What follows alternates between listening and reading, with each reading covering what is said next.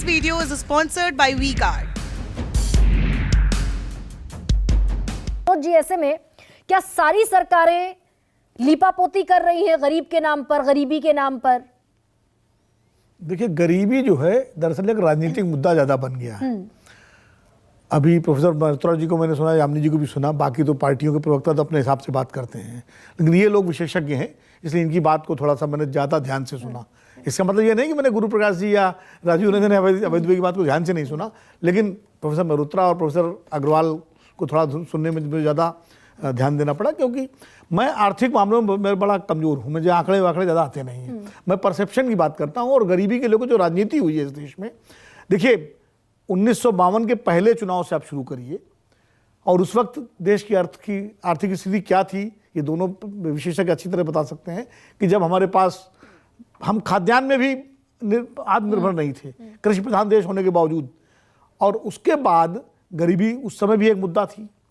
70 के दशक में इंदिरा गांधी ने गरीबी हटाओ का नारा दिया और 2023 में आज हमारे प्रधानमंत्री जी को कहना पड़ रहा है कि हमारे लिए सिर्फ एक ही जाति है, वो गरीब की जाति है, और उस गरीब कल्याण के लिए हम 80 करोड़ लोगों को 5 साल भोजन देंगे। यानी गरीबी एक मुद्दे के तौर पर हमेशा राजनीति के केंद्र में रही है और अगले 5 साल तक भी जो आज गरीब है वो गरीब रहेंगे। अब देखिए, इस वक्त जो सत्ता पक्ष और विपक्ष दोनों जो है, अब राहुल गांधी की आप भाषण सुन लीजिए, वो भी कहेंगे कि हम गरीब आदमी की बात कर रहे हैं और ये सरकार जो है क्रोनी कैपिटलिस्टों की लिए करती है। आप बीजेपी की बात करिए तो कहेगी कांग्रेस के कारण गरीबी है और हम तो गरीबी दूर करने की बात कर रहे हैं। यानी गरीब केंद्र में है राजनीति के, लेकिन गरीब का वास्तविक विकास हो, इस पर कोई सही सोच मुझे इस वक्त या राजनीति में नहीं। La la la la la la la la la la Rahul.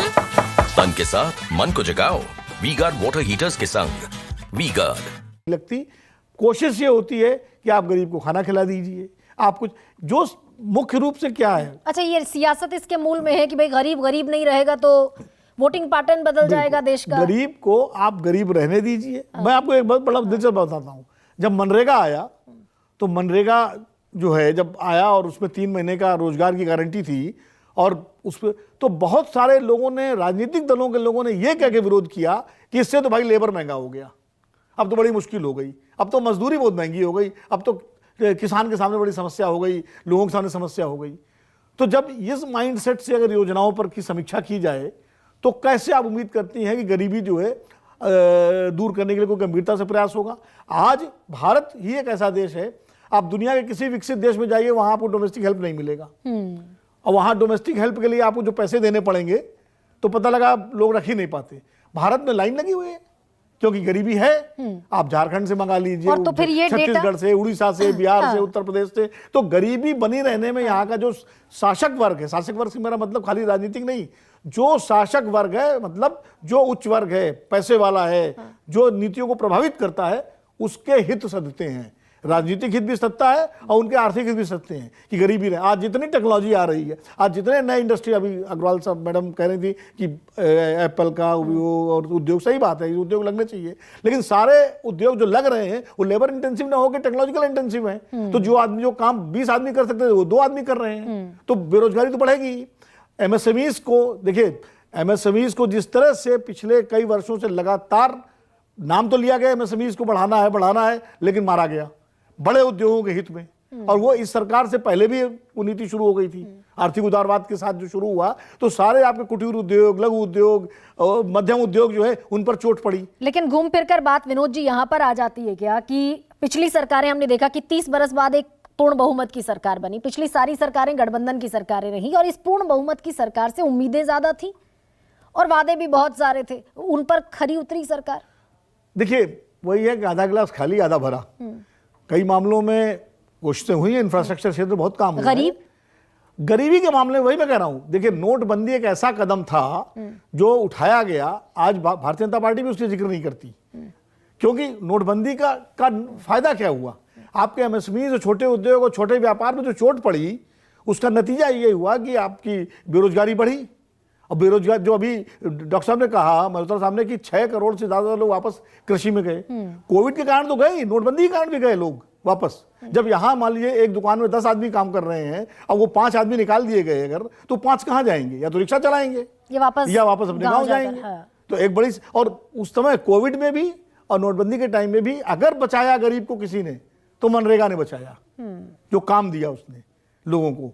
अब तो दरअसल गरीब को आप गरीब न रहने दें, उसको उसके एम्पावरमेंट के लिए, कि उसको आत्मनिर्भर बनाने के लिए जो योजनाएं बननी चाहिए।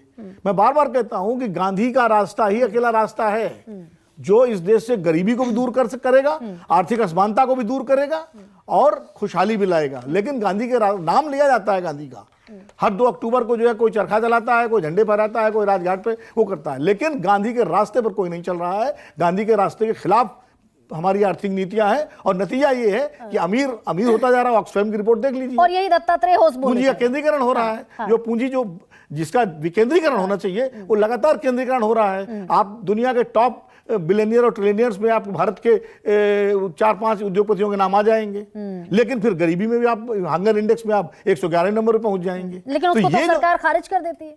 नहीं, सरकार के खारिज करने से क्या होता है? वो हर सरकार खारिज करती रहेगी।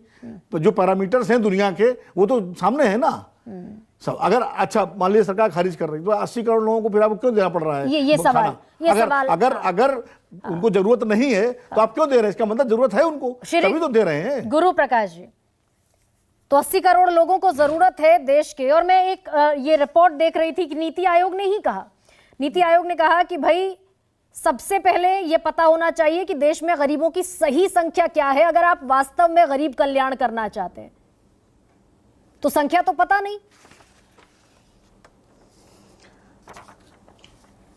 गरिमा जी देखिए, बड़ा ही हास्यास्पद तर्क है कि सड़कों को बनाने से, नेशनल हाईवे का जाल बिछने से गरीबी कम नहीं होती है। मुझे लगता है कि ऐसे व्हाट्सएप अर्थशास्त्रियों से देश को बचाने की जरूरत है। सड़कें बनाता कौन है? मैं पूछना चाहता हूं, सड़कों पे चलता कौन है? किस प्रकार की मूर्खतापूर्ण बात करते हैं भाई? जब इंफ्रास्ट्रक्चर बनेगा तो गरीबों को लाभ नहीं होगा क्या? जब 50 करोड़ से अधिक बैंक के खाते आएंगे तो गरीबों को लाभ नहीं होगा क्या? गरिमा जी, कुछ लोग हैं, कुछ लोग हैं, डॉक्टर न कहना। मैं आपके बीच में नहीं बोल रहा था, मैं आपके बीच में नहीं बोल रहा था सर। गरिमा जी, अब ये बहस आपके मुंह पे नहीं होता है। डॉक्टर गुरु, इस बात से मैं भी गरिमा जी, मैं आपके बीच में नहीं, इस बात से मैं भी सहमत हूं कि वरिष्ठ अर्थशास्त्री गरिमा जी देखिए, ना तो पैनल में गरिमा जी तो व्हाट्सएप यूनिवर्सिटी जैसे शब्दों से नहीं, गरिमा जी ना तो मैंने उनका नाम लिया है। गरिमा जी, मैंने उनका नाम, गरिमा जी आप बोलने तो दीजिए। यहाँ पे सब लोग समझदार हैं, ऐसे में सवाल आप मेरे बारे में भी बोलिए, मेरे बारे में दूसरों को भी नहीं। Carry on doctor Guru, carry on. नहीं गरिमा जी, नहीं आप मेरे बारे में भी बोलिए, मेरे बारे में दूसरों से भी बुलवाइए और मैं 1 घंटे शांत बैठूं। गरिमा जी ऐसे तो नहीं चलेगा ना। अच्छा ख्याल मैंने ना तो उनका नाम लिया है, चोर की दाढ़ी में तिनका। आप जानते हैं, नहीं ये मैं गंभीर सवाल पूछती हूं, ये आप जानते हैं। मैं बस सीधा सवाल पर आइए। अब व्यक्तिगत टिप्पणी आप शुरू करेंगे किसी पर तो जवाब देगा जो व्यक्ति पैनल में बैठा है, जिसको अपने सम्मान की फिक्र है। ऐसे में मुझे जवाब दीजिए। अरे भाई हद है गरिमा जी, अब बोलने तो दीजिए। आप बोलने तो दीजिए। अब फिर आप बोलेंगे कि मेरा समय समाप्त हो गया है। जनधन योजनाओं की कोई अहमियत नहीं है, मल्टी डायमेंशनल पॉवर्टी से लोगों को निकालेगा, कोई अहमियत नहीं है। एयरपोर्ट बना है, कोई अहमियत नहीं है। हाईवे बने हैं, कोई अहमियत नहीं है, क्योंकि हम 2014 से हम 2023 तक हमें कुछ नहीं दिखता। अरे आपको कुछ नहीं दिखता तो इसका क्या अर्थ है? आपको कुछ नहीं दिखता है तो गरीबी कम नहीं हुई है। ये तो एक एरोगेंट पॉइंट ऑफ व्यू है ना गरिमा जी। नहीं, अगर डॉक्टर गुरु इस बात का जवाब दीजिए, अगर एरोगेंट भी कर लीजिए ठीक है उनको, तो इस बात का तो जवाब दीजिए कि अगर गरीबी कम हुई, 41.5 करोड़ लोग गरीबी रेखा से ऊपर आ गए, तो 80 करोड़ वो कौन है जिन्हें 2 किलो चावल, 3 किलो गेहूं की जरूरत है? गरिमा जी देखिए, 80 करोड़ लोगों को अनाज देने की योजना एक विशेष परिस्थिति में शुरू की गई थी। कोरोना का समय था, तो खत्म हो गई। कोरोना चला गया डॉक्टर गुरु, अगले 5 साल तक कोरोना नहीं रहेगा, ये आप जानते हैं। गरिमा जी नहीं गरिमा जी देखिए, ऐसे नहीं होता है गरिमा जी। या तो आप बोलने का मौका दीजिए। मैं आपके सामने तमाम आंकड़े रख रहा हूं। ईपीएफओ के माध्यम से 5.5 करोड़ लोग ईपीएफओ के मेंबर बनते हैं। उनमें से 47% लोग नए मेंबर होते हैं, उनका कोई अहमियत नहीं है। जब हम कहते हैं गरीबी एक मुद्दा है, और हमें इतना साहस है गरिमा जी कि हम स्वीकार कर रहे हैं इस बात को, गरीबी एक मुद्दा है और हम सबको साथ मिलकर के गरीबी के कैंसर से लड़ना है। गरीबी को पॉलिटिकल क्यों बनाना?